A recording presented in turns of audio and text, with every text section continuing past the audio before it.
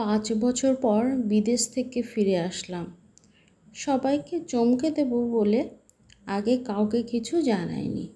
নিজের ঘরে ঢুকে দেখতে পাই বউ আমার বিছানায় ওদিক ফিরে বসে আছে।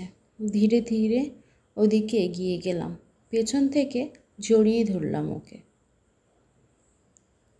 আমার কাছে পেয়ে আমার বউয়ের আনন্দকে দেখে আমায় জড়িয়ে ধরে বিছানার উপরে শুয়ে পড়ল। আমিও তাকে নিজের সবটা উজাড় করে দিলাম। দীর্ঘ 5 বছরের দূরত্ব কয়েক মিনিটের ব্যবধানে ঘুচে গেল আমাদের। নিজের ঘর্মাক্ত শরীর নিয়ে বাথরুমে ভিতরে ঢুকলাম। দরজা খুলতেই দেখতে পাই মা বাইরে দাঁড়িয়ে কান্না করছে। আমি তাকে জিজ্ঞাসা করি,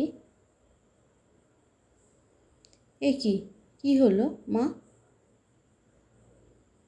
তুমি কান্না করছো কেন? আমি ফিরে এসেছি, তুমি কি খুশি হওনি? আমাদের খুব ক্ষমা করে দে বাবা, তুই এত দূরে ছিলি বলে বৌমার মৃত্যুর খবর জানায়নি তোকে। জানতাম তুই শুনলে হয়তো সহ্য করতে পারবি না। আর ওই দূরে বসে যদি তোর ভালো মন্দ কিছু হয়ে যেত, তখন কি করতাম আমরা? মায়ের কথা শুনে নিজের ঘরের দিকে ছুটে গেলাম আমি। একটু আগে রিমার বিধ্বস্ত শরীর পড়েছিল বিছানার উপরে। পুরো ঘর ফাঁকা, আমি ছাড়া কেউ নেই ঘরে।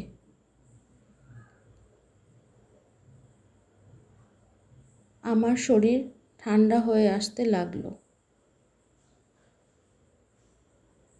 একটু পরে কেউ যেন কানের কাছে ফিসফিস করে বলে উঠল, এত বছরে একটুও বদলাওনি তুমি, আগের মতোই দুষ্টু আছো।